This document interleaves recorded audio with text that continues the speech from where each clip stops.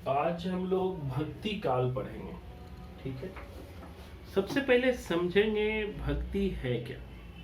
ठीक है, भक्ति की शुरुआत कहाँ से होती है, भक्ति का इतिहास क्या है, भक्ति के संदर्भ में भिन्न भिन्न लोगों का क्या मानता है। आखिर जब भक्ति काल की हम बात करते हैं तो सवाल उठता है कि भक्ति काल का उद्भव कैसे हुआ, इसके उद्भव के क्या कारण थे। इन कारण ये सब आपने सामान्य चीजें पढ़ते रहे हैं अपने एग्जाम में कि उद्भव कैसे हुआ, उद्भव के बारे में भिन्न भिन्न इतिहासकारों का क्या मान्यता है वो तो हम पढ़ेंगे। भक्ति काल में 4 पाठ आते हैं, शगुन, निर्गुण, संत और सूफी। उनको तो अलग करके हम पढ़ेंगे। उससे पहले हम भक्ति काल के इतिहास को जानना चाहेंगे। भक्ति, आचार्य रामचंद्र शुक्ल ने कहा था कि भक्ति धर्म का रसात्मक रूप है, यानी कि धर्म के भीतर ईश्वर व अलौकिक सत्ता के साथ संबंध स्थापित करना, यानी धर्म के माध्यम से ईश्वर, या बड़ा ये फेमस लाइन है, समझिएगा। आखिर भक्ति क्या है। आचार्य रामचंद्र शुक्ल ने भक्ति के बारे में कहा था, इनको समझिएगा। आचार्य रामचंद्र शुक्ल ने कहा था कि भक्ति धर्म के भीतर ईश्वर या अलौकिक सत्ता के साथ संबंध स्थापित करने का नाम है। यानी इनको समझिए, थोड़ा समझिएगा कि भक्ति की बात जब हम करते हैं तो भक्ति को शुक्ल ने कहा था धर्म का रसात्मक रूप, धर्म का रसात्मक रूप। ये रसात्मक रूप क्या है कि भक्ति जो है ईश्वर या अलौकिक, ईश्वर व अलौकिक सत्ता के साथ संबंध स्थापित करना है, स्थापित करना धर्म के माध्यम से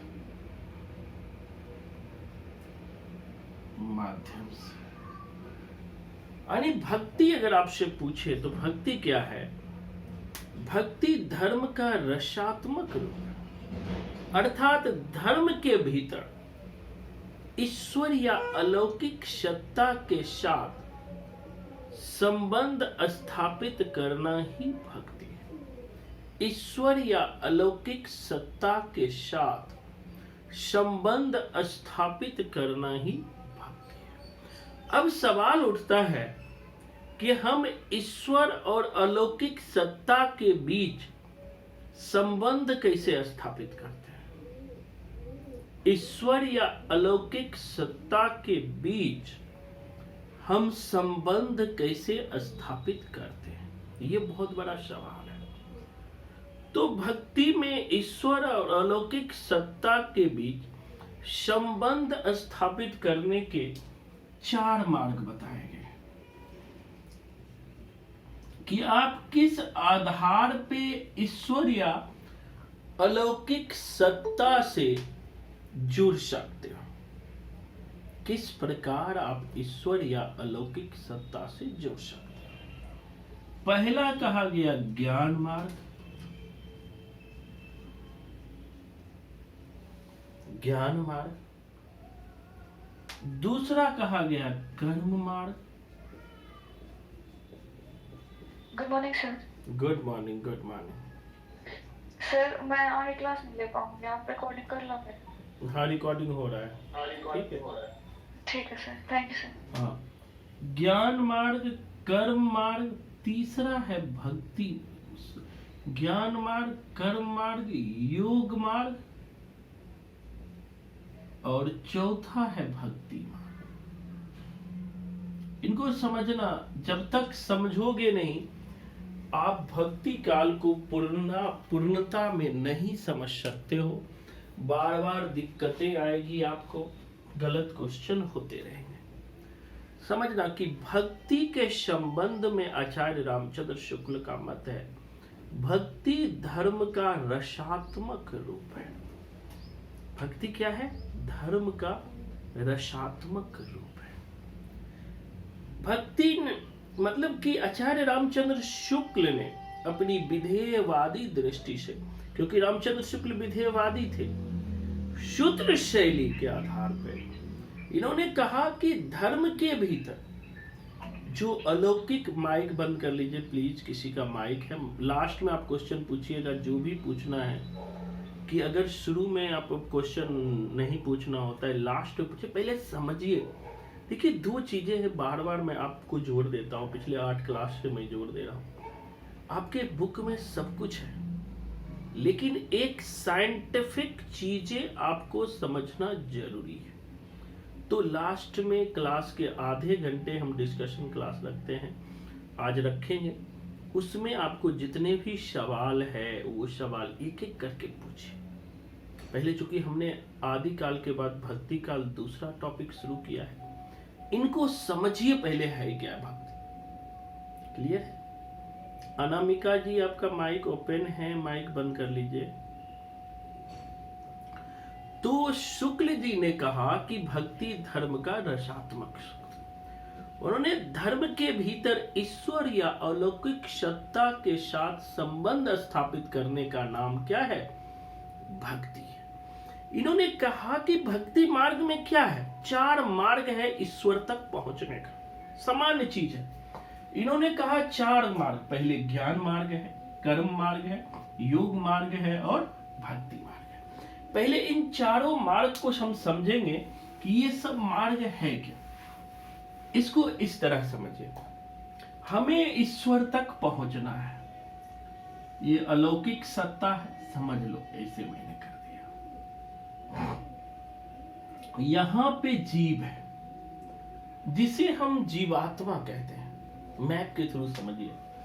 यहां पे परमात्मा है, परमात्मा या गॉड कह लीजिए। अब यहां से यहां पहुंचने का संघर्ष है, ठीक है। यानी कि जीव को ईश्वर तक पहुंचने का, एक सेकंड रुकना, बाहर से आवाज आ रहा होगा आपको, इसको मैं बंद कर दूं।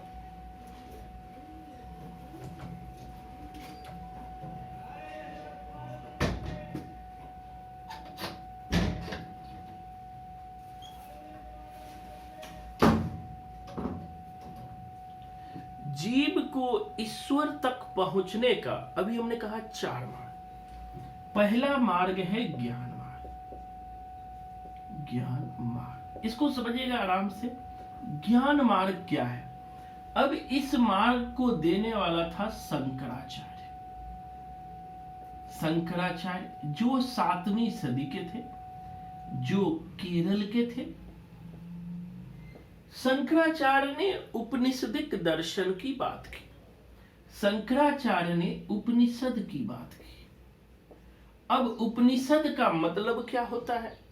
उपनिषद का मतलब होता है गुरु के समक्ष बैठना, गुरु के समक्ष बैठना। समझना आराम से, उपनिषद मतलब होता है गुरु के समक्ष बैठना, और गुरु आपको ज्ञान देगा।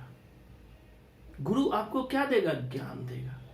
गुरु तब तक ज्ञान देगा जब तक कि आपको पूर्ण नॉलेज ना हो जाए। जब पूर्ण ज्ञान आपको दे देगा, जैसे मैं भी कहता हूं, मेरे पास जो भी बच्चे पढ़ते हैं उसको बोलता हूं 4 महीने आपको पढ़ना है, 4था महीना तत्वमसी ब्रह्म हो गए, मतलब 4था महीना हिंदी साहित्य के तुम ब्रह्म हो गए, कि हर चीज पे आपकी पकड़ होगी। मैं आपको बोलने के लिए कहूंगा तो मैं खड़ा रहूंगा, आप ही टॉपिक पे बोलते रहोगे। यानी कि शंकराचार्य ने कहा कि जब आप गुरु से कंटिन्यू ज्ञान लोगे तो गुरु एक दिन आपको कहेगा तत्वमसी ब्रह्म।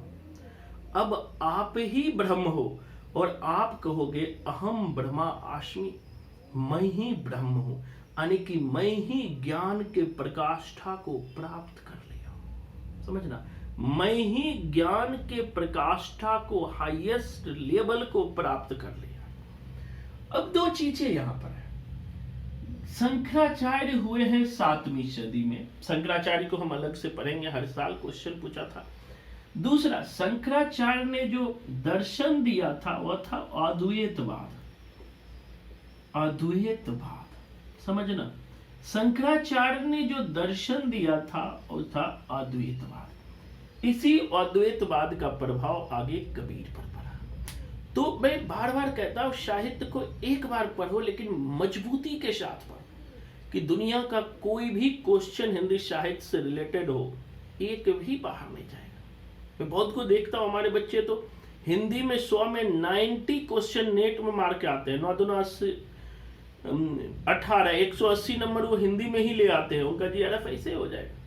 या जो डीएसएसबी दे रहे हैं 96 डीएसएसबी में क्वेश्चन करके आते हैं, कैसे आते हैं? हमारी सीमा जी का पीजीटी में हुआ, उन्होंने 96 आउट ऑफ 100 क्वेश्चन किया था। क्योंकि परफेक्शन की चीजों को समझना, कि हमें गलती की संभावना कोई नहीं हो, तो वहां पे आपसे सवाल बनेगा। शंकराचार्य ने अद्वैतवाद दिया। अब अद्वैतवाद है क्या, इनको समझिएगा। अद्वैत यानी दो नहीं एक। अद्वैत, द्वैत मतलब होता है दो, यही होता है ना। आ लगा हुआ है तो अद्वैत हो गया। अद्वैत मतलब एक, मतलब इन दोनों के बीच कोई द्वैत नहीं है। इन दोनों के बीच क्या है? कोई द्वैत नहीं है। तो शंकराचार्य की थोड़ी फिलॉसफी समझिए।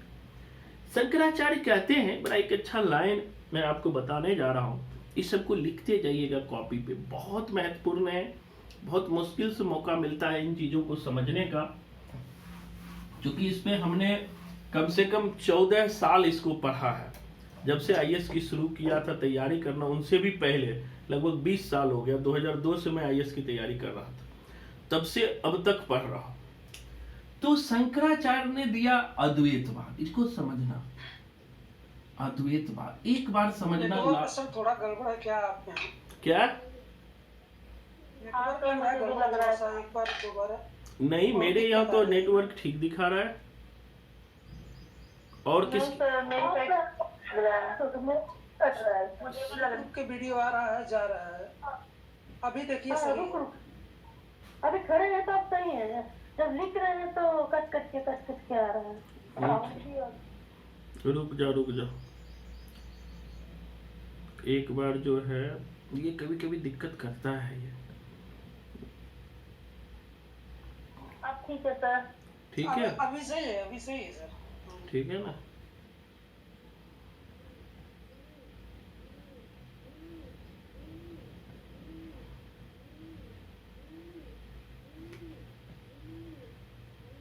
कहाँ चला?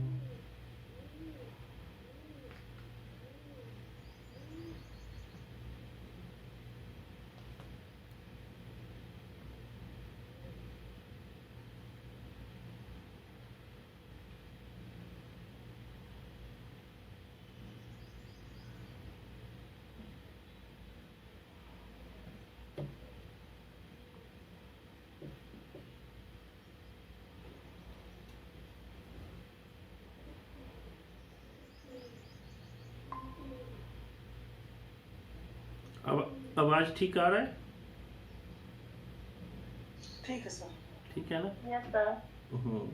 चलिए अब टॉपिक पे आते हैं। इनको समझिएगा, थोड़ा दिक्कत होगा तो बाद में वीडियो भी देख लीजिएगा, इस पे रिकॉर्डिंग भी इसीलिए कर रहा हूँ। तो अब देखिए, इन्होंने कहा कि शंकराचार्य ने अद्वैतवाद, इन्होंने कहा ईश्वर दो। देखो, इसको समझोगे तभी कबीर को समझ सकते हो, इस चीज ध्यान रखना। जब तक आप शंकराचार्य को नहीं समझेंगे, रामानुजाचार्य को नहीं समझेंगे, माधवाचार्य को नहीं समझेंगे, तब तक कबीर को नहीं समझ सकते। क्योंकि कबीर के दर्शन पर जो प्रभाव है वह शंकर के अद्वैतवाद का भी है। तो हमें जड़ में जाना होगा। शंकराचार्य जो उन्होंने अद्वैतवाद दिया, उन्होंने कहा कि ब्रह्म सत्यम, बड़ा अच्छा लाइन है ये, मेरा फेवरेट लाइन है। ब्रह्म सत्यम जगत मिथ्या। ब्रह्म सत्यम जगत मिथ्या, जीवो भ्रमेव ना परः। माइक बंद कर लीजिए प्लीज, किसी का माइक ओपन है। खुशबू माइक बंद करो। ब्रह्म सत्यम जगत मिथ्या, जीवो भ्रमेव ना परः। यहां दो बात की इन्होंने, समझिएगा। तीन चीज है, ये फिलॉसफी है इसलिए थोड़ा समझने में टाइम लगेगा। एक है ब्रह्म, ये है जगत, ये है जीव। इनको समझना। पहले इन्होंने कहा ब्रह्म सत्यम, यानी ब्रह्म सत्य है, ट्रू है। जगत मिथ्या, ब्रह्म सत्य है, कथन कारण में पूछता है। ब्रह्म सत्य है, ब्रह्म सत्यम जगत मिथ्या, यानी मिथ्या। जैसे कबीर ने कहा था, यह संसार कागज के पुड़िया, बूंद परे गल जाना है। यह संसार क्या है? कागज की पुड़िया है और बूंद पड़ते ही यह गल जाता है। ये जो जगत मिथ्या की जो अवधारणा है, संसार कागज पुड़िया की जो अवधारणा है कबीर में, यही शंकराचार्य के थॉट से लिया है।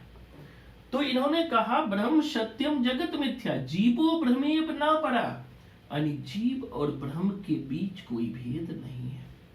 जीवो भ्रमेव ना परः, यानी जीव और ब्रह्म के बीच कोई भेद नहीं है। जीव ब्रह्म के बीच कोई भेद नहीं। अब इनको फिलॉसफी को समझिए। अभी हमने कहा कि भक्ति क्या है? भक्ति धर्म का रसात्मक रूप है, यानी ईश्वर को, मतलब अलौकिक सत्ता, यानी ईश्वर या अलौकिक सत्ता का धर्म के माध्यम से संबंध स्थापित करते हैं। वो चार प्रकार के भक्ति है। पहला ज्ञान मार्ग। ज्ञान मार्ग शंकराचार्य ने दिया। शंकराचार्य ने ज्ञान मार्ग की बात की, उन्होंने अद्वैतवाद दिया, कहा कि ईश्वर दो नहीं है, एक है। आगे उन्होंने कहा ब्रह्म सत्यम जगत मिथ्या, जीवो भ्रमेव ना परः, ब्रह्म ही सत्य है, जगत मिथ्या है, और जीव और ब्रह्म के बीच कोई भेद नहीं है। जीव और ब्रह्म के बीच कोई भेद, इन्होंने कहा जगत मिथ्या है। अभी याद रखिए, कह दिया जगत मिथ्या है, आगे कंट्राडिक्शन होगा, जीव और ब्रह्म के बीच कोई भेद नहीं।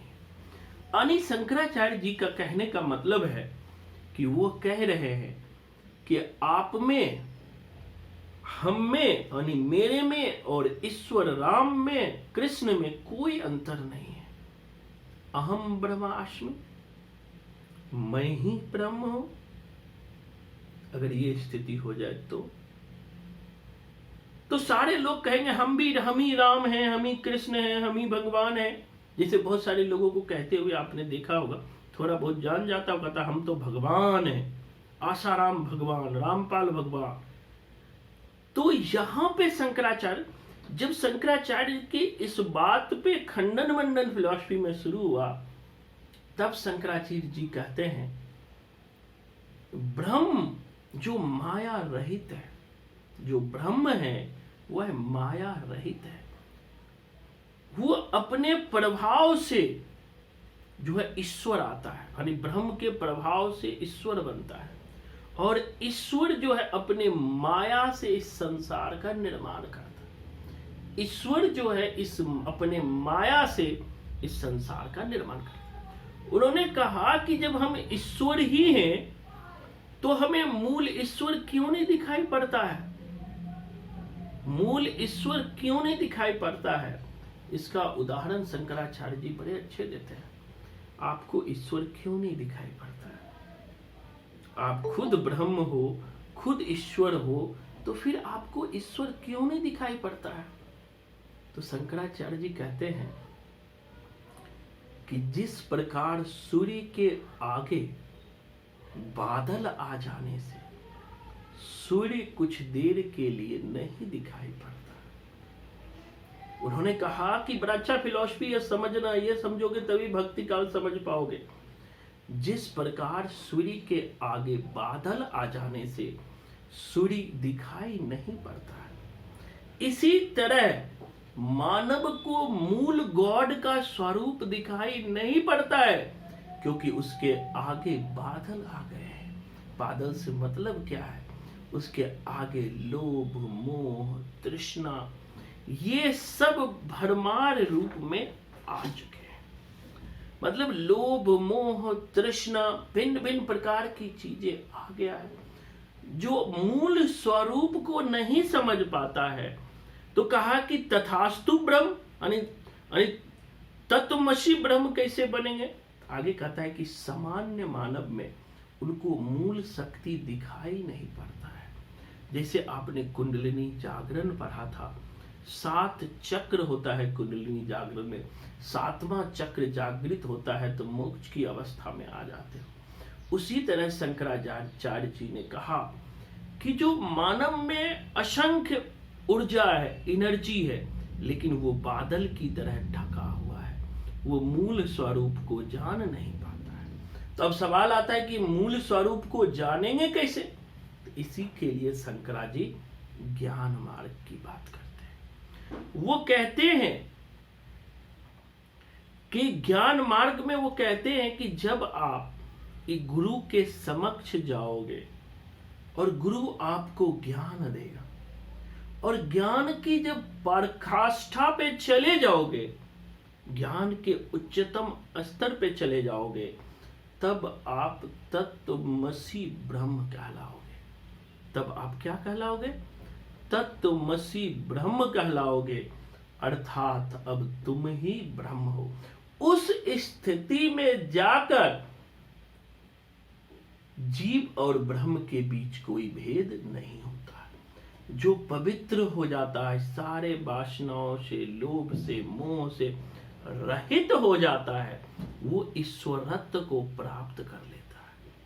लेकिन अभी आप में कमियां हैं, उस कमियों को दूर कर सकते हैं। शंकराचार्य ने परमार्थिक रूप में एक ही सत्ता माना है, वो है ब्रह्म। उन्होंने कहा ब्रह्म ही सत्य है, एकमात्र सत्ता को स्वीकार किया, वो ब्रह्म। लेकिन ये परमार्थिक रूप में, ईश्वरीय रूप में, याद रखना, शंकराचार्य ने एक ही सत्ता को स्वीकार किया। परमार्थिक रूप में शंकराचार्य ने परमार्थिक रूप में एक ही सत्ता स्वीकार किया, एक ही सत्ता स्वीकार किया, वो ब्रह्म है। ध्यान रखिए। अब हम आगे बढ़ते हैं। लेकिन व्यवहारिक के रूप में 3 सत्ताएं हैं। लेकिन व्यवहारिक रूप में 3 सत्ता है ना जी? व्यवहारिक रूप में 3 सत्ता है, ईश्वर, जीव और जगत, है ना? ईश्वर, जीव व जगत। लेकिन अगर आपसे सवाल पूछ जाए कि शंकराचार्य ने केवल किसे स्वीकार किया, तो वो ब्रह्म। लेकिन व्यवहारिक रूप में 3 सत्ता है, ईश्वर, जीव और जगत। अब शंकराचार्य आगे कहते हैं, बड़ा अच्छा बात कहते हैं, ईश्वर ब्रह्म का ही सगुण रूप है। जो ब्रह्म है, ब्रह्म, शंकराचार्य कहते हैं कि ईश्वर जो है, ईश्वर ब्रह्म का ही सगुण रूप है। ईश्वर जो है ब्रह्म का ही क्या है? सगुण रूप है। जीव ब्रह्म का प्रतिबिंब है। आगे कहता है जो जीव है ब्रह्म का प्रतिबिंब है।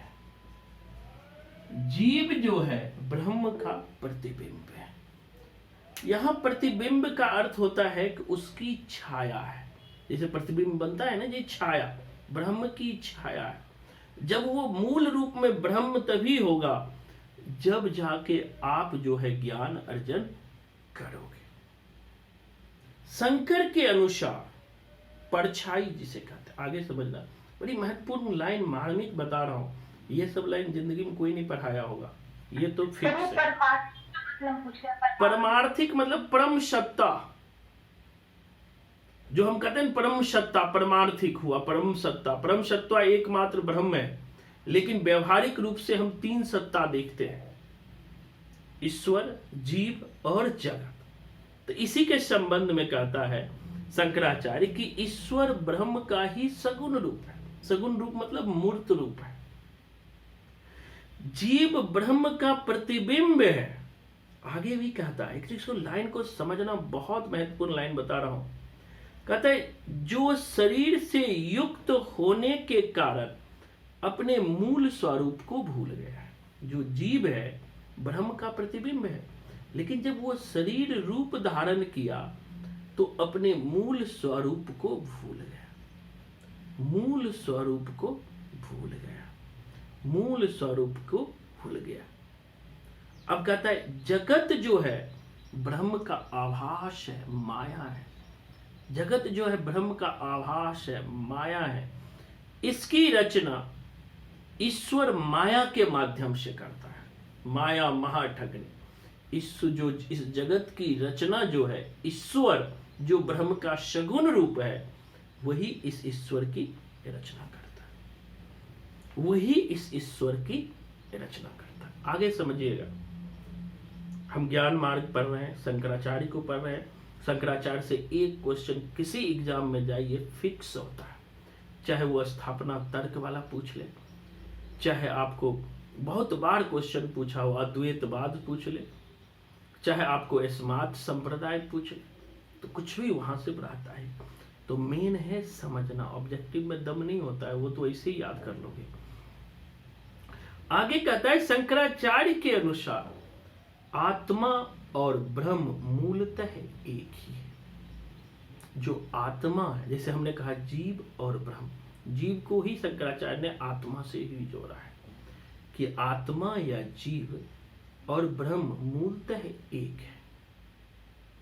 बंधन का कारण सिर्फ इतना है, बंधन का कारण सिर्फ इतना है कि शरीर से युक्त होने के कारण, शरीर से युक्त होने के कारण आत्मा अपने मूल स्वरूप को भूल गए। शरीर से युक्त होने के कारण आत्मा अपने मूल स्वरूप को भूल गए। आत्मा अपने मूल स्वरूप को भूल गए। बंधन का कारण अज्ञान है। इन्होंने कहा कि जो बंधन का कारण है, जो बंधन का जो कारण है वह अज्ञान है, इग्नोरेंस है।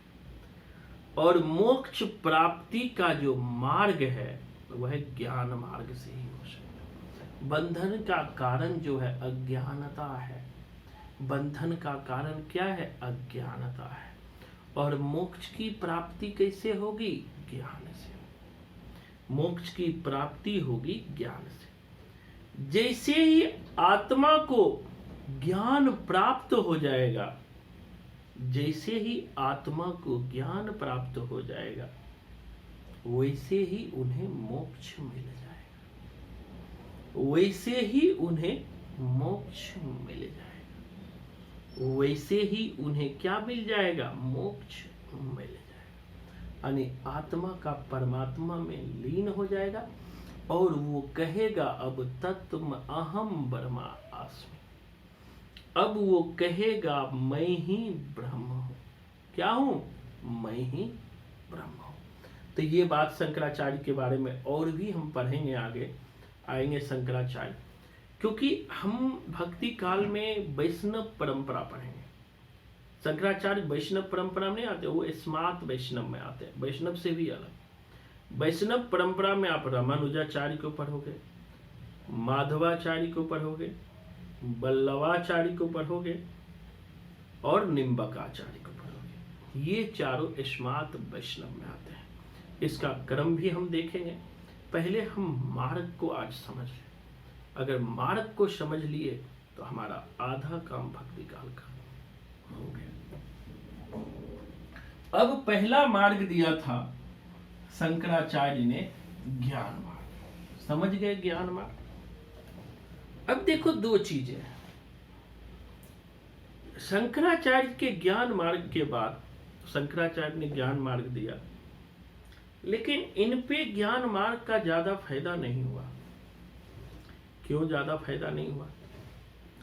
हमारे सामने सवाल है कि 7वीं सदी के आसपास कितने लोग पढ़ाई कर पाते थे, कितने लोगों को सुविधा थी कि वो गुरु के पास जाकर के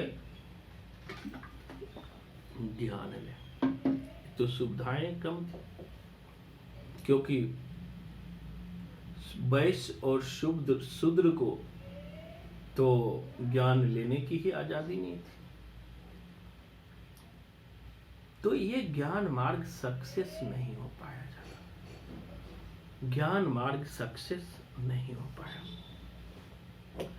शंकराचार्य के विरोध में ही, ये चीज ध्यान रखना कि शंकराचार्य के विरोध में ही रामानुजाचार्य आए थे। शंकराचार्य के विरोध में ही रामानुजाचार्य जी आए थे और रामानुजाचार्य ने विशिष्टाद्वैतवाद दिया था। इनको भी थोड़ा साथ में समझ लो, क्योंकि शंकराचार्य को समझो, आगे और पढ़ेंगे। आज सिर्फ हम आपको टॉपिक का एक फ्लैशबैक देते हैं कि हमें पढ़ना किस तरह से है। कि शंकराचार्य के विरोध में रामानुजाचार्य लगभग 11वीं सदी में आए। 1000 समथिंग में उनका जन्म हुआ था। रामानुजाचार्य ने संप्रदाय दिया था श्री संप्रदाय। राम के साथ श्री लगाते हैं तो कोडिंग याद रखना, श्री संप्रदाय। इनका दर्शन था विशिष्टाद्वैतवाद। रिकॉर्डिंग हो रहा है, चिंता नहीं करना है। इनका दर्शन था विशिष्टाद्वैतवाद। अब विशिष्टाद्वैतवाद क्या होता है ये समझेंगे। यानी ईश्वर के साथ विशेष संबंध की बात की जाती है। इन्होंने शंकराचार्य के अद्वैतवाद के विरुद्ध इन्होंने विशिष्टाद्वैतवाद दिया। समझना, कथन कारण में आता है कि शंकराचार्य ने जो अद्वैतवाद दर्शन दिया, तो अद्वैतवाद दर्शन के प्रतिक्रिया में विशिष्टाद्वैतवाद आया। रामानुज ने अंतिम सत्ता को एक ही मानते हुए, यद्यपि इन्होंने एक चीज ध्यान रखिएगा कि शंकराचार्य ने अद्वैतवाद दिया था, उसका इन्होंने खंडन कर विशिष्टाद्वैतवाद दिया। यद्यपि उन्होंने सत्ता को एक ही माना, रामानुज ने भी, लेकिन उसमें के भीतर भेद स्थापित करके द्वैतवाद और विशिष्टाद्वैतवाद दिया। शंकराचार्य ने एक ब्रह्म माना, अब ब्रह्म के बीच ही इन्होंने दो भाग कर दिया, मतलब इसी के भीतर जो है द्वैत कर दिया। किसने द्वैत कर दिया? रामानुज ने। इसीलिए इसे विशिष्टाद्वैतवाद कर दिया। विशिष्टाद्वैतवाद, इसलिए इन्हें विशिष्टाद्वैतवाद कहते हैं। विशिष्टाद्वैतवाद कहते हैं। अब आगे इसको रामानुज का समझिए। अब रामानुज कहते हैं कि आत्मा और जगत ईश्वर के अंश है। बड़ा फेमस लाइन कहते हैं, दोनों का अंतर समझ जाओगे तो क्लियर हो जाएगा। रामानुज कहते हैं कि आत्मा या जीव और जगत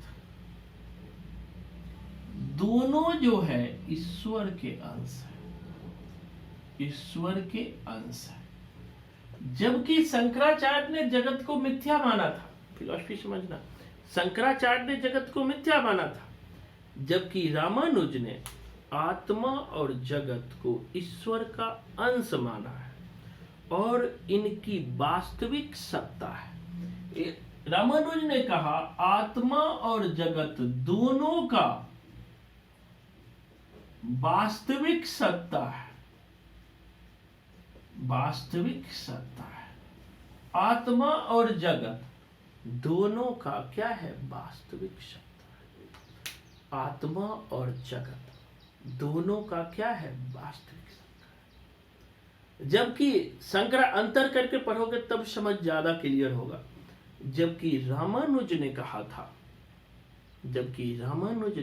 था, सॉरी शंकराचार्य ने कहा था ब्रह्म सत्य है, जगत मिथ्या है, जीव और ब्रह्म के बीच कोई भेद नहीं है। जबकि रामानुज ने कहा कि जो ईश्वर है, ईश्वर जो है, आत्मा और जगत जो है ईश्वर के ही अंत है और इन दोनों की वास्तविक सत्ता है। इन दोनों की क्या है? वास्तविक सत्ता है। यानी कि आत्मा भी सत्य है और जगत भी सत्य है। इन्होंने कहा कि आत्मा भी सत्य है और जगत भी सत्य है। किसने माना? रामानुजाचार्य ने। कथन कारण में बार बार पूछता है, अलर्ट रहना। सिर्फ ऑब्जेक्टिव रटने से आज तक किसी का रिजल्ट नहीं होता है। समझोगे चीजों को फीलिंग के साथ कि कहा क्या इन्होंने, वहां पे गलत हो जाता है। यार इन्होंने आत्मा के बारे में क्या बोला, इन्होंने क्या बोला, पकड़ाता ही नहीं है। तो हमें ध्यान रखना, इन्होंने कहा आत्मा भी सत्य है और जगत भी सत्य है। यानी रामानुज ईश्वर और ब्रह्म में भी कोई भेद कहता है। रामानुज ईश्वर और ब्रह्म के बीच भी कोई भेद नहीं करते। रामानुज जो है ईश्वर और ब्रह्म के बीच भी कोई भेद नहीं करते। जबकि शंकराचार्य ने कहा था ब्रह्म का सगुण रूप ईश्वर है, कहा था ना। जबकि रामानुज जो है ब्रह्म और ईश्वर में भेद नहीं करते। वो कहते हैं कि वह तो सत चित्त और आनंद, उन्होंने कहा वो ईश्वर सर्वज्ञ है और ईश्वर के सत चित्त आनंद 3 गुण है। जो ईश्वर सर्वज्ञ है इसी के गुण है सत चित्त व आनंद। तीनों गुण है, सत चित्त और आनंद। तीनों गुण है सत्य चित्त और आनंद।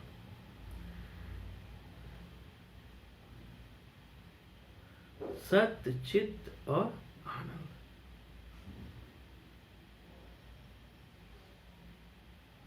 सत्य चित्त और आनंद। आगे रामानुज कहते हैं, रामानुज ने कहा कि मोक्ष प्राप्त करने का मार्ग ज्ञान मार्ग नहीं बल्कि भक्ति मार्ग है। समझना, रामानुज ने कहा कि मोक्ष प्राप्ति का मार्ग जो है ज्ञान मार्ग नहीं बल्कि भक्ति मार्ग है। अभी फिर से बताऊं, उन्होंने कहा मोक्ष प्राप्ति का मार्ग ज्ञान मार्ग नहीं बल्कि भक्ति मार्ग है। ज्ञान की भूमिका सहायक के रूप में होती है किंतु मुख्य भक्ति है। भक्ति को ईश्वर पर पूर्ण निर्भरता की भावना से की जानी चाहिए। यानी कि भक्ति को पूर्ण ईश्वर पर समर्पित होकर करना चाहिए, तभी ईश्वर का अनुग्रह प्राप्त किया जा सकता। आगे रामानुज ने कहा, पहले समझो फिर समझाऊंगा, मोक्ष के अवस्था में भी जीव और ईश्वर के बीच भेद बना रहता है। मोक्ष के अवस्था में भी जीव और ईश्वर के बीच भेद बना रहता है। जबकि शंकराचार्य ने क्या कहा था कि अहम ब्रह्मास्मि, कि जब आप ज्ञान प्राप्त कर लेते हो तो आप ईश्वर में विलीन हो जाते हो, आप ही ईश्वर होते हो, आप ही ब्रह्म होते हो। जबकि रामानुज ने कहा कि मोक्ष के अवस्था में भी जीव तथा ईश्वर के बीच भेद बना रहता है। भेद बना रहता है अर्थात जीव को ईश्वर के ज्ञान और आनंद का पूर्ण अनुभव होता है किंतु उसकी सत्ता समाप्त नहीं होती। मतलब कि ऐसा नहीं है कि ईश्वरत्व तो प्राप्त कर लोगे, लेकिन आप जीव ही रहोगे, वो ईश्वर ही रहेगा। यही जो है आगे चल के ध्यान रखना कि रामानुज की यह सीमा थी कि उन्होंने भक्ति को केवल उच्च वर्गों के लिए सीमित कर दिया था। रामानुज ने भक्ति को केवल उच्च वर्गों के लिए सीमा किया था, ये उनकी कमी थी। उन्होंने निम्न वर्गों के लिए जो है, निम्न वर्ग के लिए उन्होंने प्रवृत्ति का मार्ग की, मतलब कि केवल उच्च वर्गों के लिए सीमित कर दिया, ये उनकी कमियां थी। रामानुज की परंपरा में ही आगे चल के रामानंद हुए, जिसे आप पढ़ोगे, जो भक्ति को दक्षिण से उत्तर लेकर आए, और रामानंद के ही शिष्य जो है कबीर हुए। तो ये सारी परंपराएं आगे हम देखेंगे।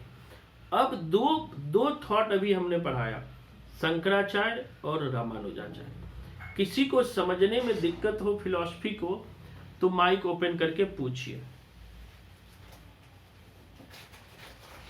सर एक बार फिर से समझा दीजिए, मुझे क्लियर नहीं हुआ।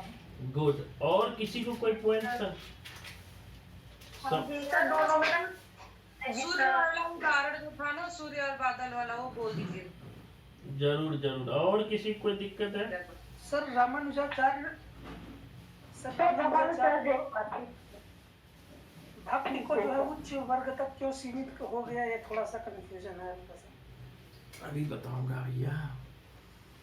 तो मतलब कि भक्ति को केवल उच्च वर्गों के लिए सीमित कर दिया था, क्योंकि जो इन्होंने कहा था कि जो खास करके जो भक्ति कर सकता है वो उच्च वर्ग ही कर सकता है, मतलब जो ब्राह्मण वर्ग है उन्हीं को ये अधिकार था, क्योंकि ईश्वर को भजने का, प्राप्त करने का ये सीमा भी माना जाता है। जैसे इसी के शिष्य परंपरा में जो आपको रामानंद हुए, रामानंद शिक्षा देना चाहते थे निम्न वर्ग को, बता, कबीर को भगा दिए थे।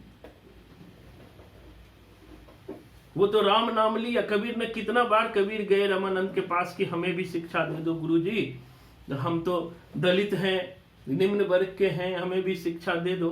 दिया था शिक्षा रामानंद ने, बताओ। इसीलिए कबीर के राम तुलसी के राम से अलग हुए हैं। कबीर के राम, तुलसी के राम, निर्गुण दोनों तो लिए। उन्होंने यह क्वेश्चन भी पूछता है, आचार्य रामचंद्र शुक्ल ने लिखा है ये क्वेश्चन, बार बार आप नेट के एग्जाम, डीएसएसबी के एग्जाम में जाएंगे, पूछता है। कबीर ने राम नाम तो रामानंद से लिया है, लेकिन रामानंद के राम है सगुण हो गए, और कबीर के जो राम थे वो निर्गुण राम थे। दशरथ सुत तो ही लोक बखाना, राम नाम के भरना। तो दोनों में अंतर हो गया, क्योंकि ये जो दर्शन पढ़ रहे हो, कहीं ना कहीं मैंने शुरू में क्या बताया कि शंकराचार्य जो अद्वैतवाद ज्ञान मार्ग दे रहे थे, संस्कृत में सारा चीज दे रहे थे, कि निम्न लोगों के लिए सबका द्वार बंद था। ये जान लो, निम्न लोगों के लिए सबका द्वार बंद था। सारी ये जो शिक्षा की बात करते हो, ये दो ही वर्ग को उपलब्ध था, ब्राह्मण और क्षत्रिय को, बस, और किसी को उपलब्ध नहीं था। इतनी कड़ाई थी। चौथी पांचवी सदी में पराशर स्मृति, नारद स्मृति, मेरे को बृहस्पति स्मृति आई, उसमें नियम इतने कड़ा बना दिया गया। आपको क्या लगता है, द्रोणाचार्य आपने देखा होगा, एक और द्रोणाचार्य आपने पढ़ा है हिंदी साहित्य में, आपका खून नहीं खौलता है कि एक गुरु एक बच्चा का अंगूठा काट लेता है? ऐसे गुरु को आप क्या कहोगे? अगरबत्ती जलाओगे? तो ये व्यवस्थाएं थी। अब आते हैं आपके सवाल। शंकराचार्य और रामानुजाचार्य को समझना बहुत जरूरी है। जब तक आप दोनों को नहीं समझोगे, सवाल कभी नहीं बनेगा। खास करके स्थापना तर्क वाले सवाल तो हिलेंगे ही नहीं। मैं बहुत सारे बच्चों को पूछता हूं, जब भी कॉल आता है, पूछता हिंदी आती? जी सर बहुत आता है। मैं उनसे पूछ देता हूँ, बता दो अद्वैतवाद क्या है? सबका शटर डाउन हो जाता है। विशिष्टाद्वैतवाद क्या है? डाउन हो जाता है। बिना साहित्य को समझे आप 60% बना सकते हैं, 70% बना सकते हैं, लेकिन टॉप नहीं कर सकते, अच्छे स्कोर से पास नहीं कर सकते। तो एक बार मैं कहता हूँ साहित्य को अच्छे से पढ़ना जरूरी है और उसके लिए हर थॉट को समझना जरूरी है। बस 1 मिनट वेट करना, मैं आया तुरंत, 1 मिनट बस।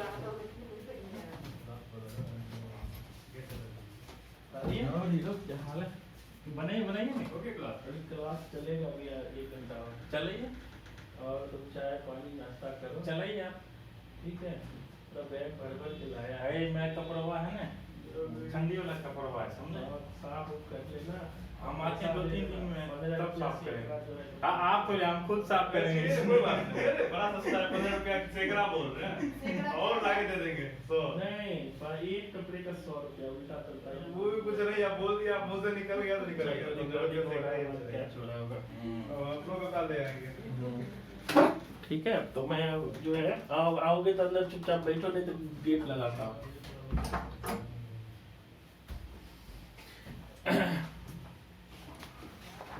एक बार और फिर से समझिएगा इसको। 2 चीज हमने बात किया, एक शंकराचार्य का था, दोनों में अंतर करके पढ़िए तो याद रहेगा। शंकराचार्य ने कहा था ब्रह्म एक है, 2 नहीं है। उन्होंने जीव और ब्रह्म को भी एक ही बताया, जीव को ही आत्मा माना और दोनों को एक बताया, कहा कि दोनों भैया एक है। और इसको प्राप्त करने के लिए आपको नॉलेज चाहिए, ज्ञान प्राप्त करना होगा, ठीक है? इसके लिए गुरु के पास जाओगे, उपनिषद जो हुए, उपनिषद का ही सार भागवत गीता है, उपनिषद का दर्शन करो।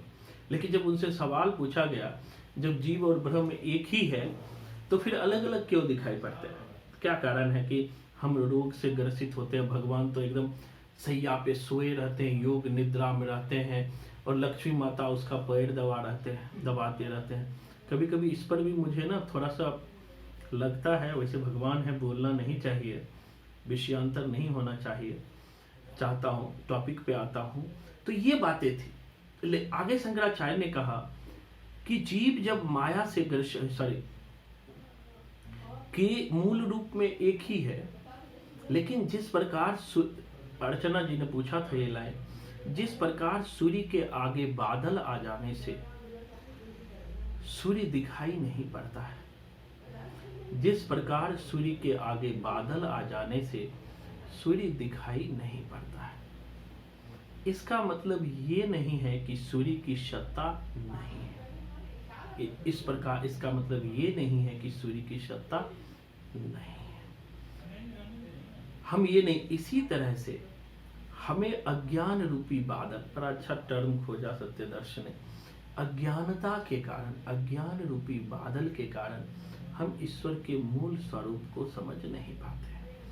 जैसे ही हमारा अज्ञान छटता है, गुरु के समक्ष जाते हैं, गुरु ज्ञान देता है और ज्ञान दे के ज्ञान का स्तर पहुंचता है तत्वमसि ब्रह्म का स्तर, तो आप ही ब्रह्म हो जाते हो, आप उसमें लीन हो जाते हो और यहाँ पर जीव ही ब्रह्म हो जाता है, उसके बीच कोई अद्वैत नहीं रहता। शंकराचार्य परमार्थिक रूप से केवल ब्रह्म की सत्ता को स्वीकार किया, लेकिन हम व्यवहार में 3 सत्ताओं को देखते हैं। हमने चर्चा किया 3 सत्ता है, ईश्वर, जीव और जगत। शंकराचार्य ने कहा कि ईश्वर ब्रह्म का ही सगुण रूप है, ईश्वर जो है ब्रह्म का ही सगुण रूप है, जीव ब्रह्म का प्रतिबिंब है, छाया है, प्रतिबिंब है, और जो शरीर से युक्त होने के कारण ही अपने मूल स्वरूप को भूल गया है, यानी अज्ञान के कारण जो है अपने मूल स्वरूप को पड़ गया, इसी कारण से वह बंधन में पड़ता है। जब वो ज्ञान प्राप्त कर लेता है तो मोक्ष को प्राप्त कर लेता है। ये बात शंकराचार्य ने कहा। अब आते हैं रामानुजाचार्य। रामानुजाचार्य ने भी एक ही ईश्वर आप को, कह रहे हैं कि जीव शरीर से युक्त होने के कारण ब्रह्म को नहीं पहचान पाता, तो क्या वो ये स्वीकार करते हैं जो ब्रह्म है वो निगुण है?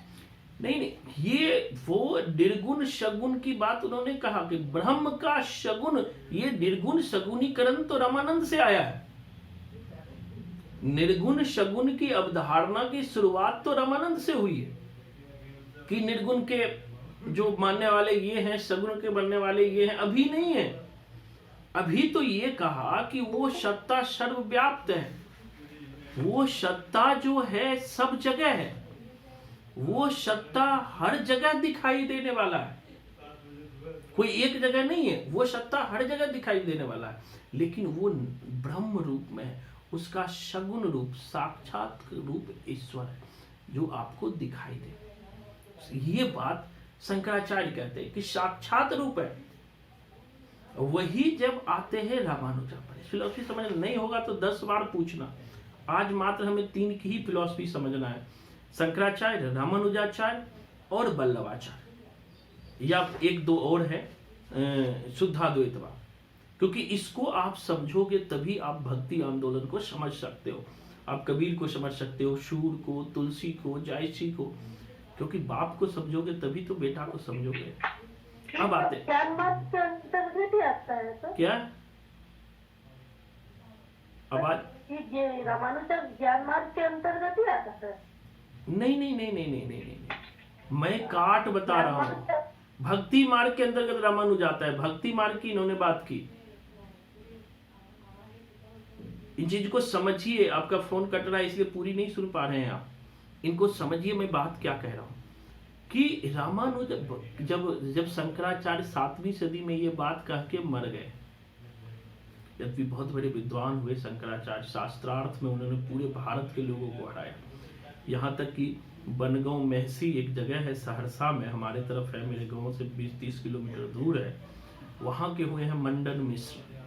मंडन मिश्र भी उस समय बहुत बड़े आचार्य थे। शंकराचार्य उसको भी हराते हैं, उनकी वाइफ को भी हराते हैं, कोक शास्त्र की विद्या सीखते हैं, उसके बाद उनकी वाइफ को भी हराते हैं। विद्वता में कम नहीं था। लेकिन जब शंकराचार्य चले गए 11वीं सदी में रामानुजाचार्य है, तो रामानुजाचार्य का दर्शन विशिष्टाद्वैतवाद कहलाता है। इन्होंने संप्रदाय श्री संप्रदाय दिया था। ये शंकराचार्य के अद्वैतवाद के विरोध में आया था। यद्यपि रामानुज ने अंतिम सत्ता को एक मानते हुए भी, अनिमाना सत्ता तो एक ईश्वर है, लेकिन उनके बीच भीतर द्वैत की स्थापना की, इसीलिए उसे विशिष्टाद्वैतवाद कहते हैं। एक सत्ता मानते हुए उसके भीतर 2 बातें कह दें, इन्हें द्वैत। उन्होंने कहा 3 चीजों की सत्ता है, ईश्वर, जीव और जगत। उन्होंने कहा मेन ईश्वर है और उसका अंश जीव और जगत दोनों है।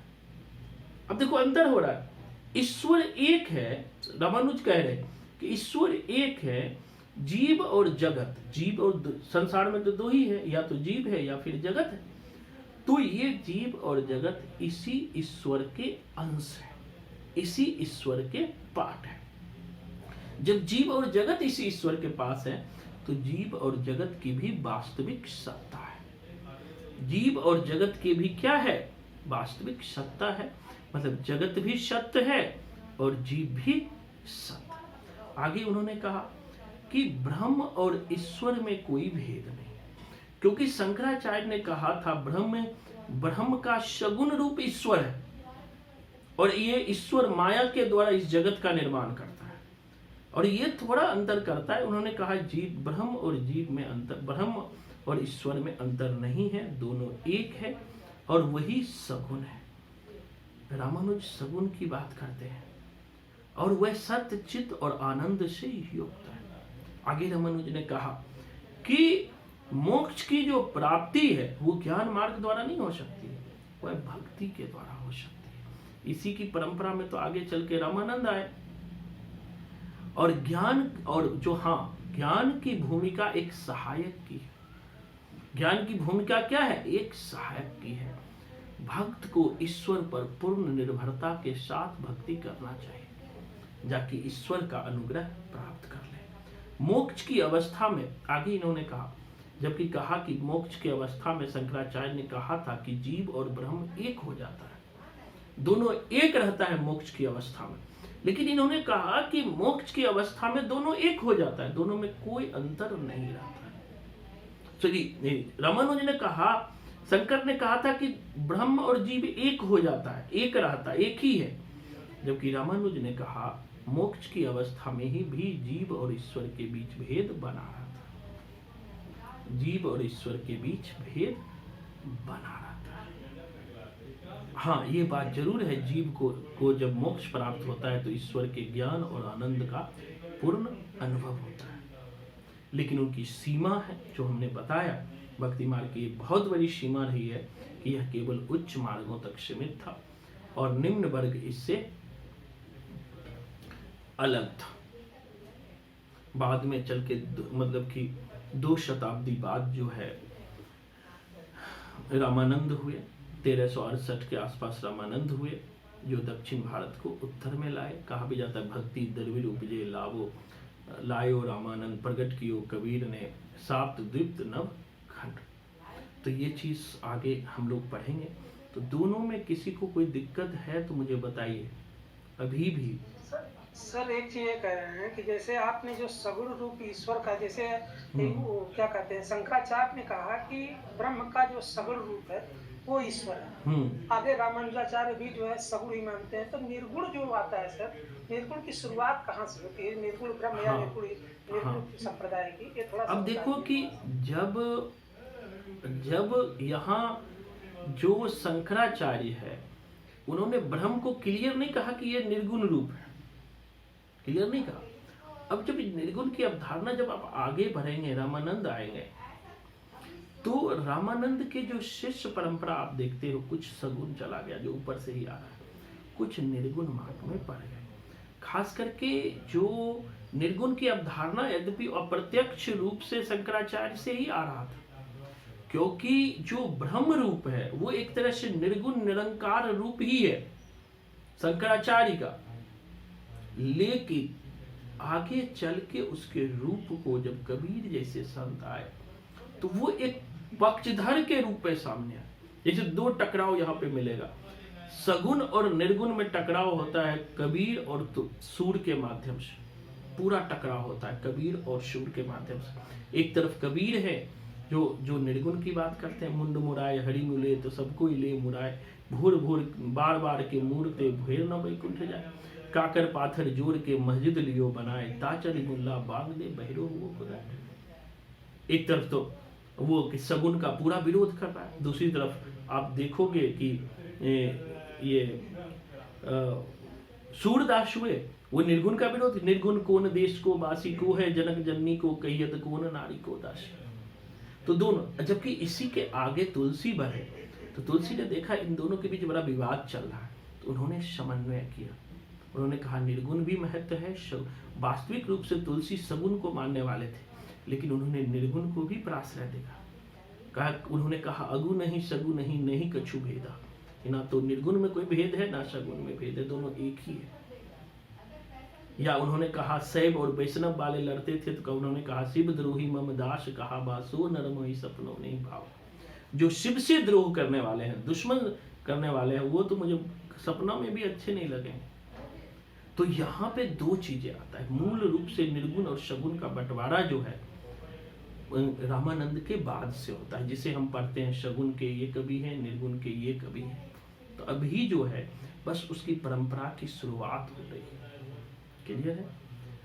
चलिए सर एक चीज सिर्फ हमें बोलना चाह रहे हैं कि इसमें जो शंकराचार्य का था उसमें सैद्धांतिक और व्यवहारिक जो दोनों पक्ष था वो सर्वसुलभ नहीं सा दुष्कर था।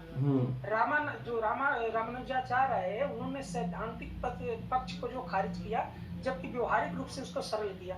लेकिन इन्होंने सामाजिक रूप से सर्वसुलभ इसलिए नहीं कह पाए क्योंकि उच्चता बोध इनके अंदर विद्यमान था। हाँ बहुत। हाँ नीतू कुछ पूछ रहे हो? सर ईश्वर और ब्रह्मा में क्या फर्क है सर?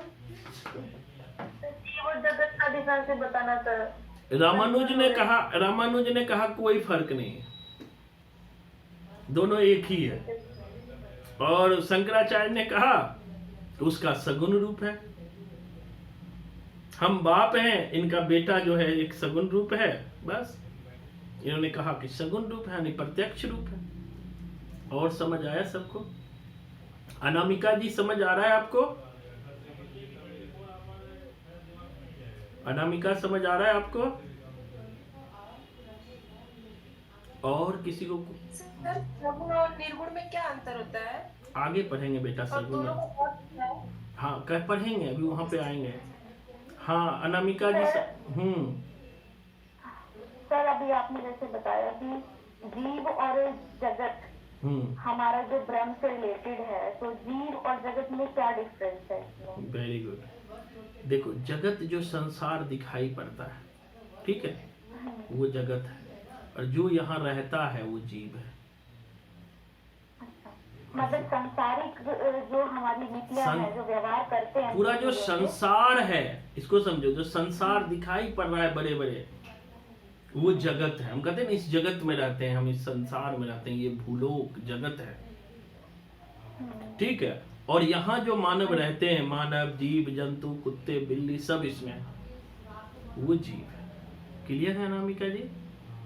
हाँ जी सर। समझ आ रहा है आपको?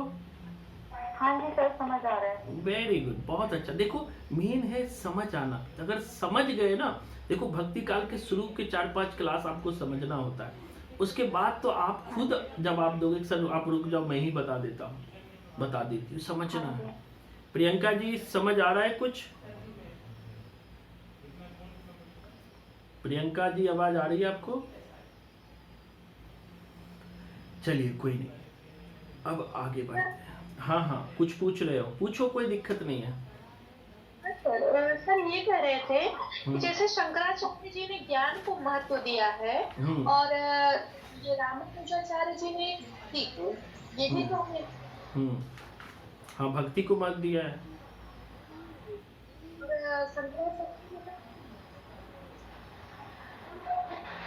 आवाज नहीं आ रही ऋचा आपकी, ऋचा आवाज नहीं आ रही आपकी। हाँ जी सर समझ में आ रहा है। हाँ चलिए माइक बंद कर लीजिए, आपकी अभी समझ नहीं आ रही, लास्ट में लूंगा सवाल।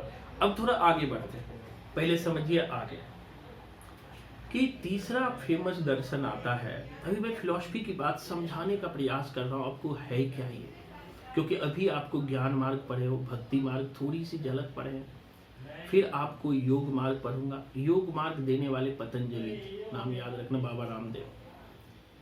और कर्म मार्ग मीमांसा दर्शन जैमिनी ने दिया था। कर्म मार्ग, कर्म करो, जिसका बीज भागवत गीता में मिलता है। कर्म मार्ग का बीज जो है भागवत गीता में मिलता है, और जैमिनी ने कर्म मार्ग दिया था। कर्म मार्ग क्या है, भागवत गीता में पढ़े हो आप कि हाँ, थैंक यू सुमन, मैं भूल गया चश्मा लगाना, मैं 1 सेकंड चश्मा लगा लूँ क्योंकि आँख पे मुझे बहुत ज़्यादा असर करता है। 1 सेकंड में आया।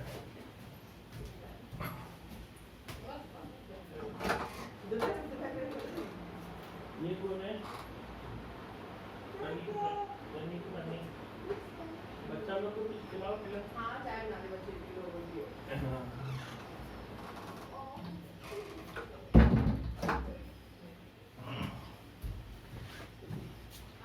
चलिए तीसरा मार्ग हम लोग समझते हैं कि वो मार्ग वल्लभाचार्य ने दिया था, शुद्धाद्वैतवाद।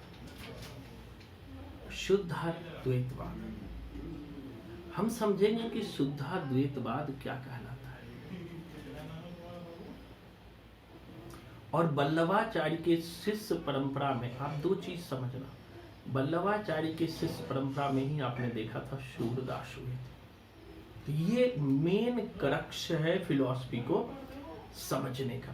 अगर इसे हम समझ जाएंगे तो आगे का सवाल भी हमसे बड़े आसानी से बनेंगे। जैसे आपने 80-90 बना लिए, वैसे ही आप भक्ति काल में भी बड़े स्तर पे बना सकते हो सवाल। वल्लभाचार्य भी वैष्णव वेदांती दार्शनिक है। वैष्णव वेदांती, क्योंकि हमने कहा वैष्णव आचार्य। वैष्णव परंपरा में 4 आते हैं, ध्यान रखना।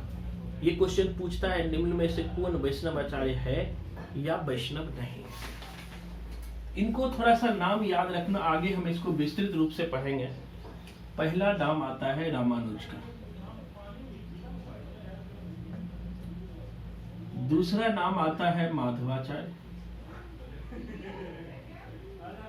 तीसरा नाम आता है निम्बकाचार्य, और चौथा नाम आता है वल्लभाचार्य।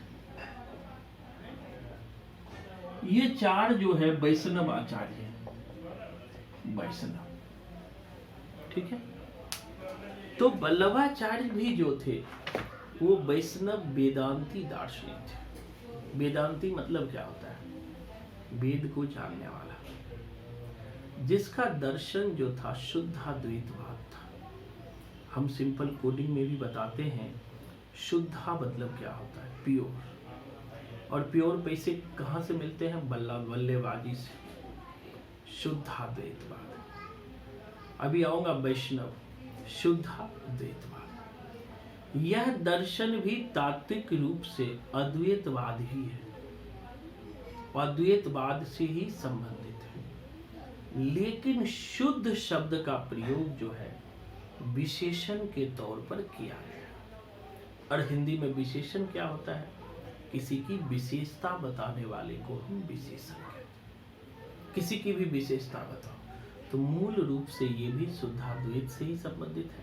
लेकिन शुद्ध जो है यह विशेषण शब्द है।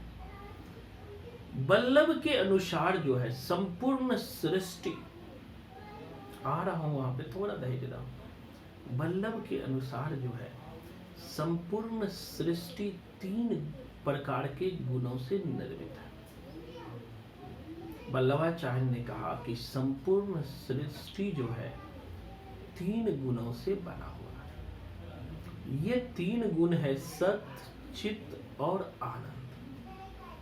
वल्लभाचार्य ने कहा कि संपूर्ण सृष्टि जो है 3 गुणों से निर्मित है, और ये तीनों गुण है सत्य, चित्त और आनंद। ये तीनों गुण क्या है? लिख लेना, सत्य, चित्त और आनंद।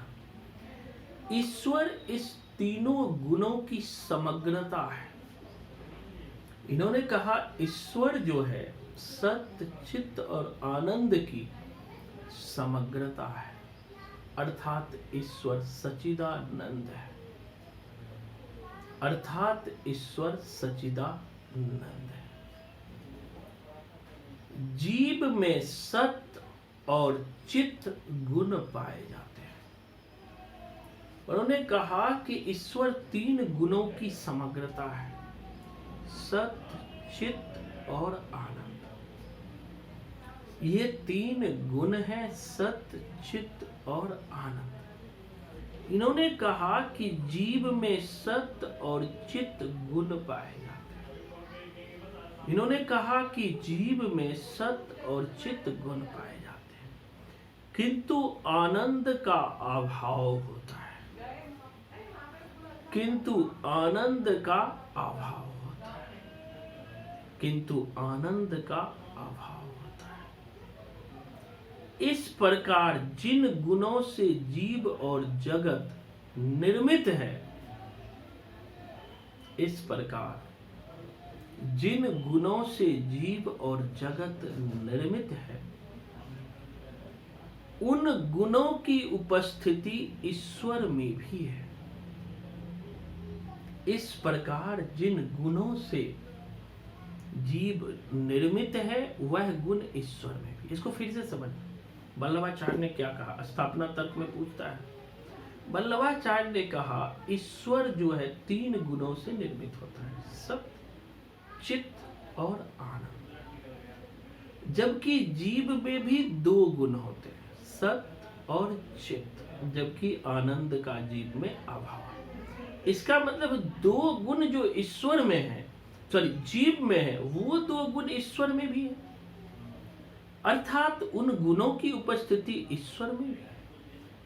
अतः जिस प्रकार ईश्वर शुद्ध है, प्योर है, उसी प्रकार जीव और जगत भी शुद्ध है।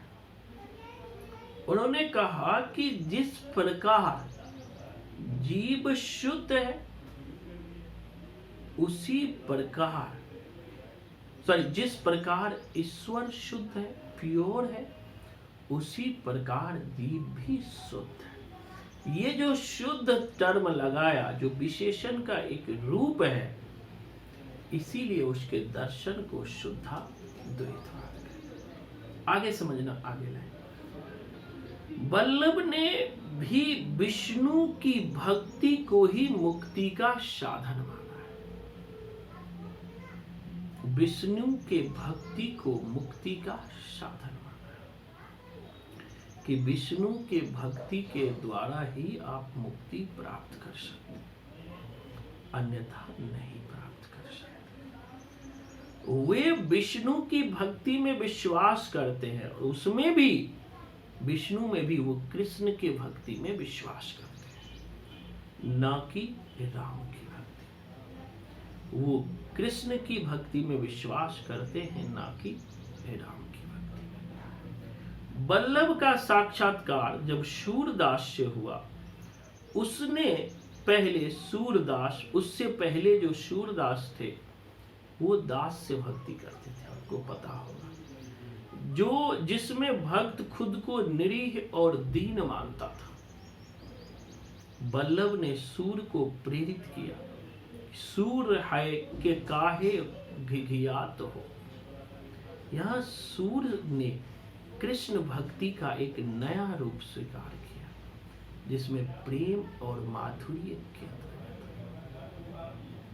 प्रेम और माधुर्य, तो वो प्रेम और माधुर्य देने वाला और कोई नहीं था, वो बल्लभाचार्य थे। उन्होंने कहा दास से बन के काम नहीं चलेगा, घिघियाने से काम नहीं होगा, और वह जो है प्रेम और माधुर्य भक्ति की बात की। और एक चीज ध्यान रखना कि बल्लभ के इसी दर्शन के आधार पर भक्ति का एक विशेष मार्ग स्थापित हुआ था, जिसे पुष्टि मार्ग कहा जाता है।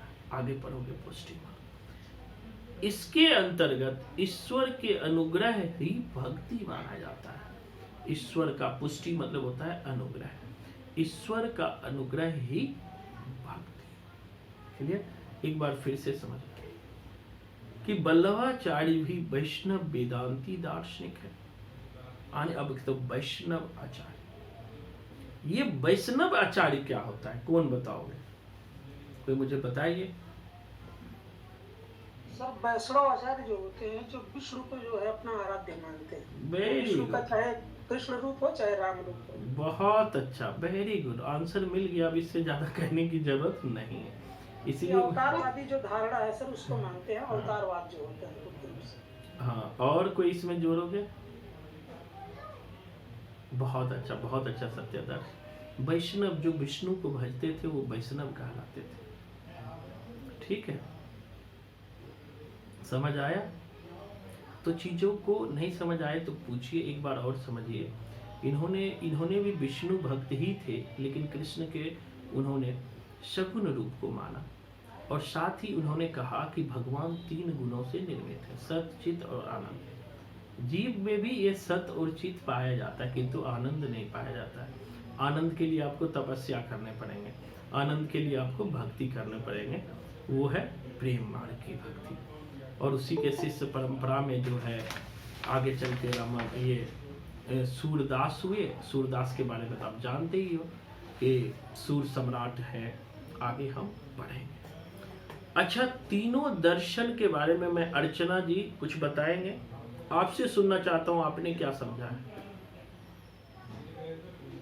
सर तीनों दर्शन मतलब अभी जो पढ़ा हमने, हाँ, तीनों का अंतर बताइए, ये समझना बहुत जरूरी है। जब तक नहीं समझेंगे आगे खेल नहीं बनेगा।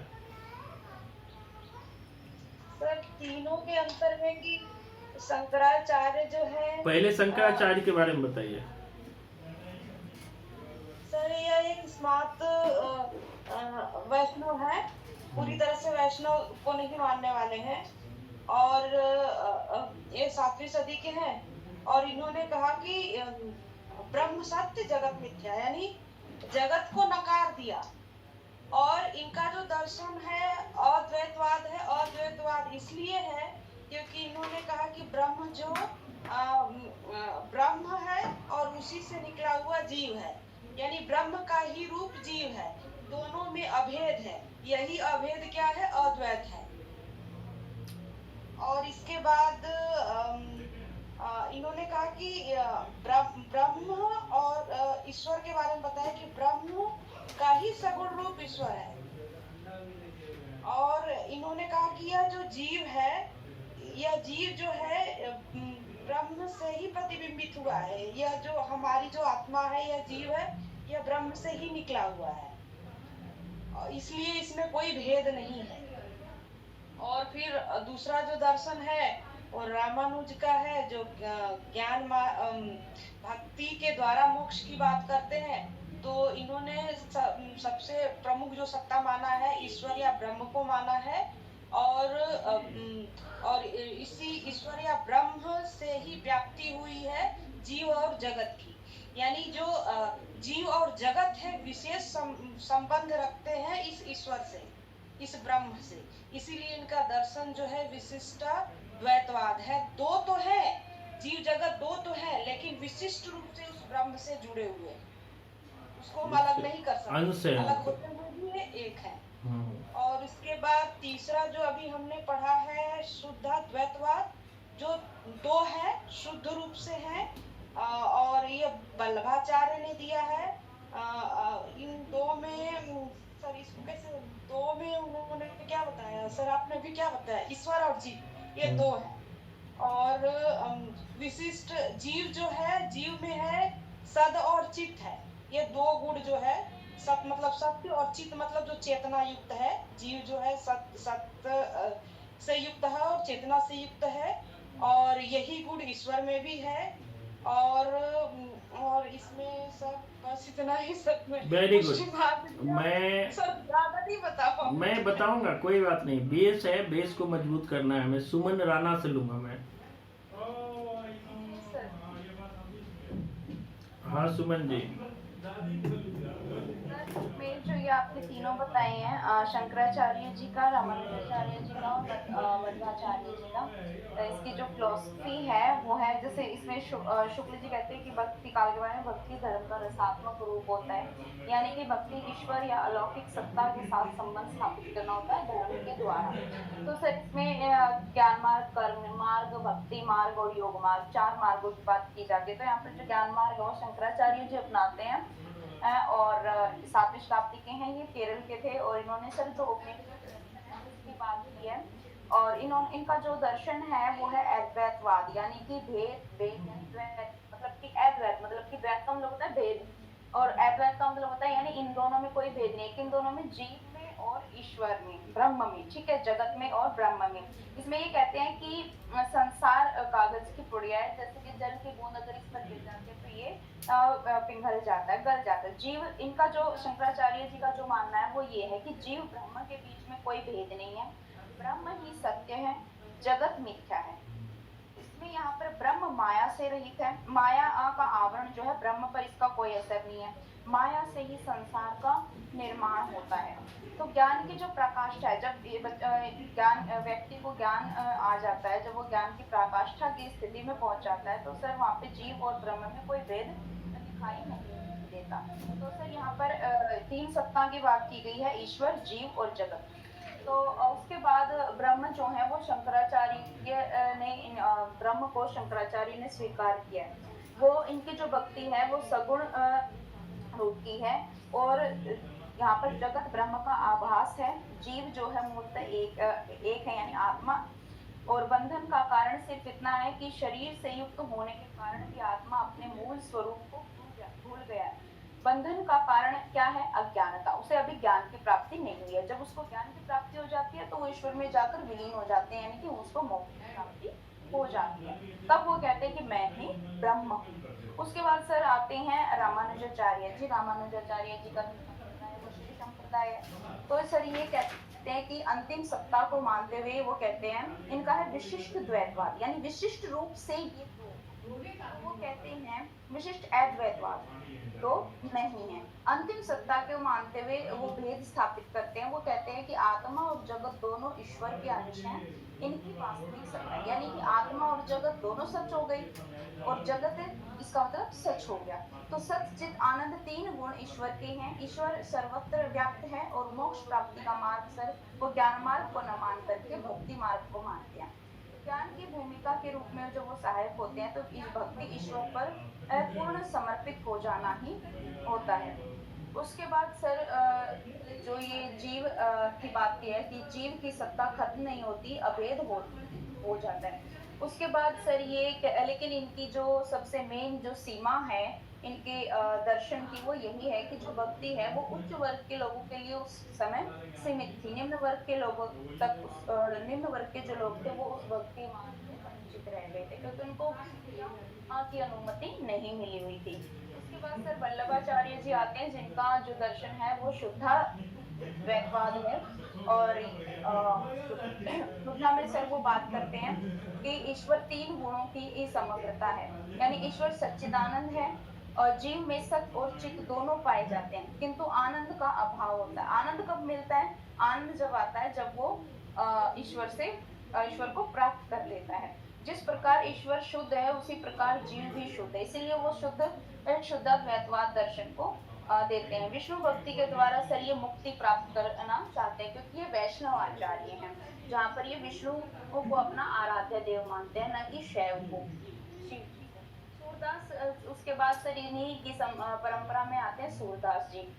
सूरदास जी पहले जो थे सर दास्य भाव की भक्ति किया करते थे, लेकिन जब वो वल्लभाचार्य से मिलते हैं तो वल्लभाचार्य जी कहते हैं कि सूर है कि काहे भिगियाते हो, यानी कि क्यों दास्य भाव की भक्ति करते हो, प्रेम भाव की भक्ति किया करो, सखा भाव की भक्ति की सर वो वल्लभाचार्य जी से ही सीखते हैं।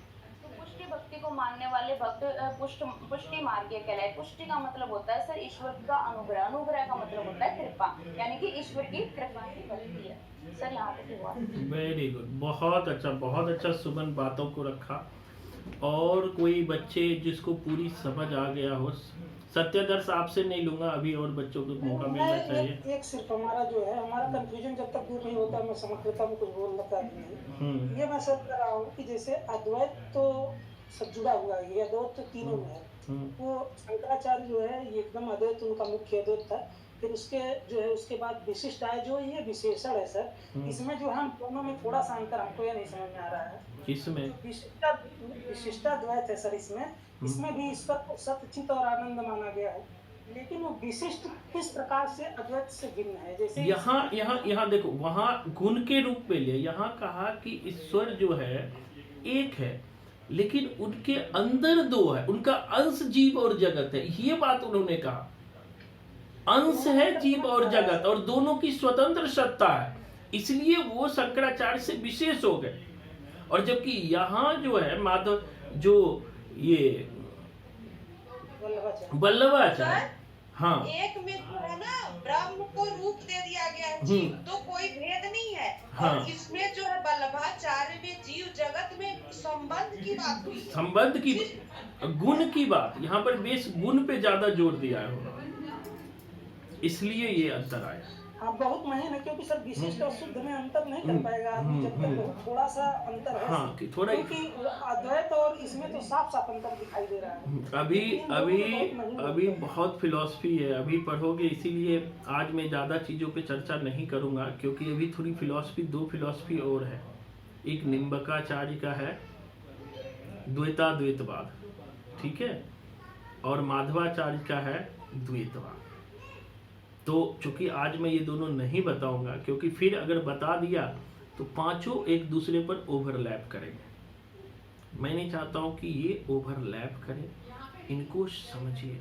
देखिए, ये पांचों फिलॉसफी अगर आप समझ गए, अच्छे से समझ गए, तो फिर आगे भक्ति काल में कहीं आपको दिक्कत नहीं होने वाली, कहीं नहीं। आप समझ जाएंगे सगुण क्या है, निर्गुण क्या है, उनकी विशेषता बता देंगे, उनमें क्या क्या बात है, सगुण निर्गुण।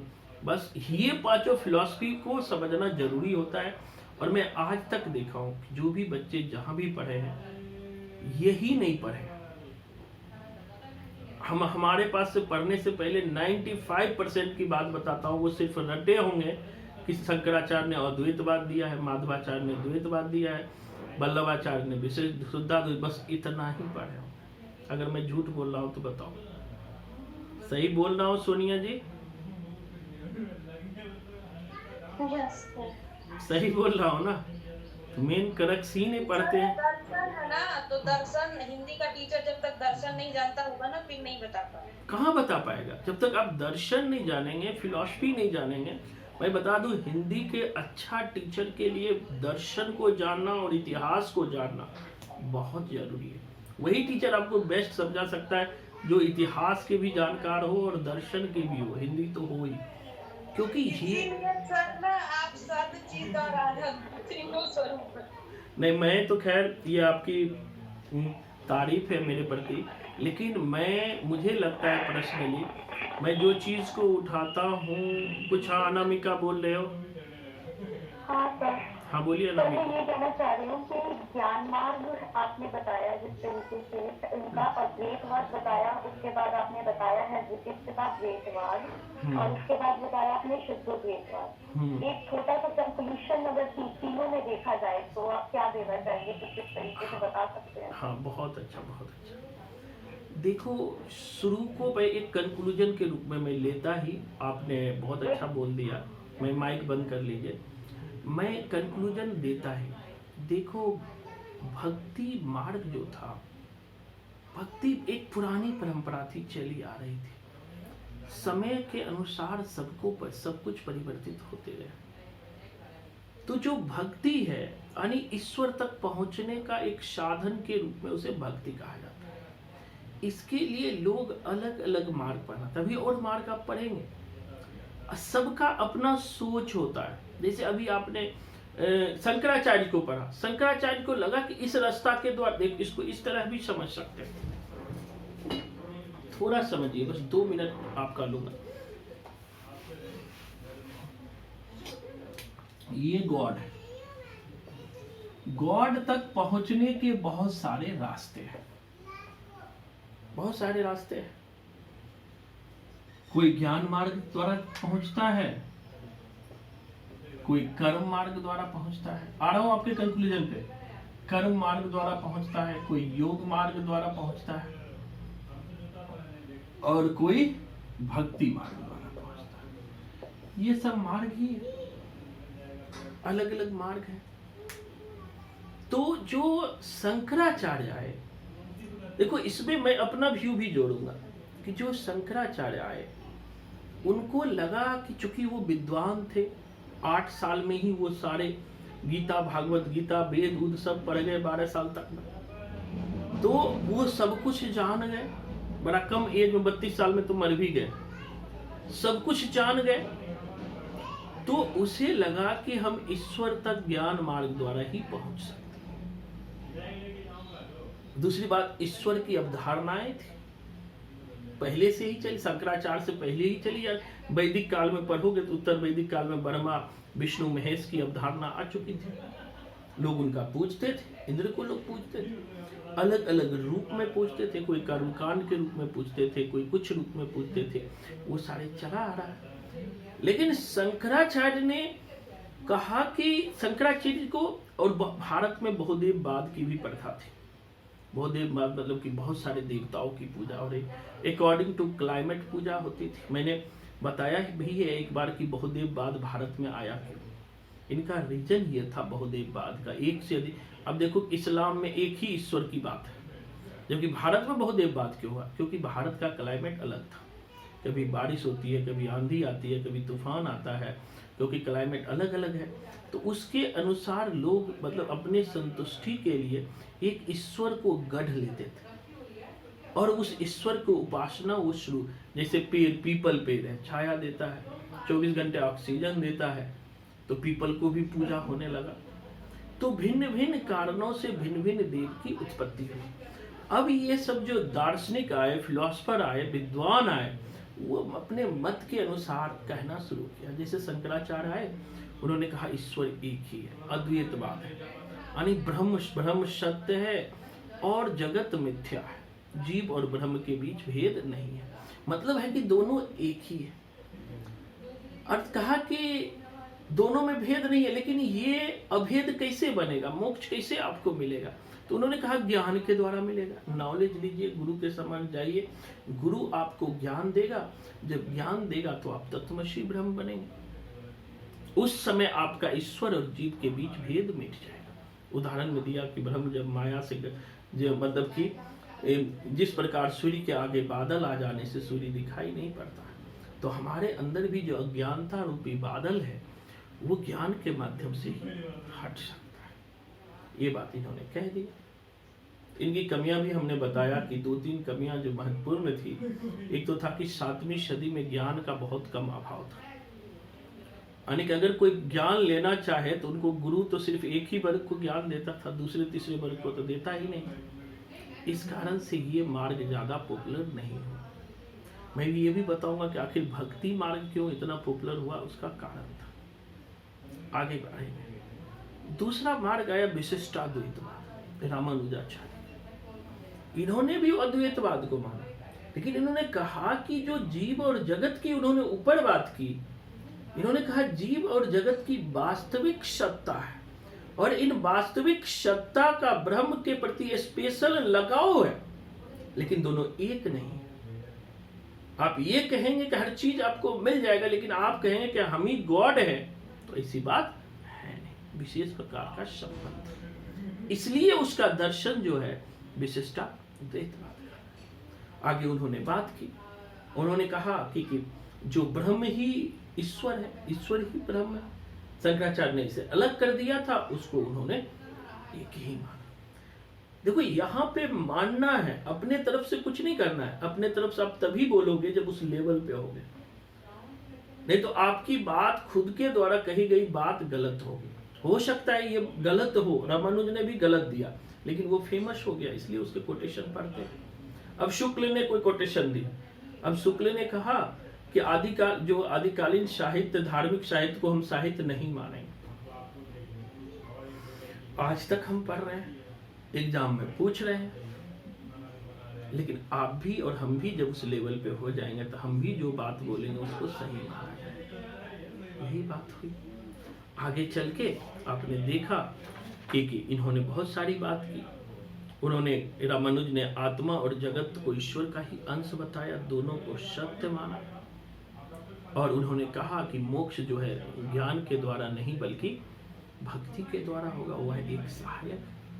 दूसरी तरफ विशिष्टाद्वैत वाले आए, उन्होंने कहा कि शुद्धाद्वैत ये भी अद्वैतवाद का ही रूप है, लेकिन इसमें विशेषण शुद्धाद्वैत है। विशेषण से यहाँ मतलब उसके गुणों से है, यानी ईश्वर के जो गुण होते हैं उनके आधार पे उन्होंने विशेषता बताई। जैसे उन्होंने कहा सत, चित्त और आनंद। सत्य मतलब क्या है?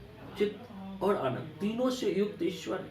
लेकिन दो सत और चित्त जो है किसमें पाया जाता है? जीव में पाया जाता है, जबकि आनंद स्वरूप ईश्वर है। ईश्वर में तीनों गुण है, और चूंकि ईश्वर में भी वो गुण है जो जीव में है, ईश्वर भी प्योर है, जीव भी प्योर है, इसलिए उसके दर्शन को शुद्धाद्वैतवाद का। आगे इन्होंने वैष्णव भक्ति में भी कृष्ण भक्ति को लिया, कृष्ण भक्ति में भी कृष्ण के माधुर्य रूप को लिया, और वह एक परंपरा आगे कृष्ण भक्ति की बढ़ गई। तो ये तीनों थॉट में अंतर है। आगे जब हम पढ़ेंगे, जैसे कि माधवाचार्य का द्वैतवाद है, निम्बकाचार्य का शुद्ध ये द्वैताद्वैतवाद है, ये दोनों दर्शन को भी समझना चाहिए। मुझे लगता है कि अंबिका समझ आया होगा आपको। हाँ जी सर, अब आ गया मुझे। Very good. और किसी को कोई सवाल पूछना है? सर मुझे एक बात पूछना था सर, मुझे बताओ कि रामानुजाचार्य की भक्ति में तो आगे चले तुलसीदास और वल्लभाचार्य की भक्ति में चले सूरदास, तो सर जो कबीर को हम पढ़ते हैं, शंकराचार्य आप कह रहे थे कि ज्यादा भक्ति बढ़ नहीं पाएगी, तो सर कबीर का जो ये कहते हैं ज्ञान मार्ग बताते हैं, कबीर इसी पर नहीं चलते हैं सर, शंकराचार्य पे? हाँ, आते हैं। माइक बंद कर लीजिए। आगे हमने बोला कबीर को पढ़ेंगे। कबीर को हमने बोला कि शंकराचार्य के अद्वैतवाद से प्रभावित है। किस स्तर पे प्रभावित है? जैसे शंकराचार्य ने भी जगत को मिथ्या माना, कबीर ने भी जगत को मिथ्या माना। क्यों माना?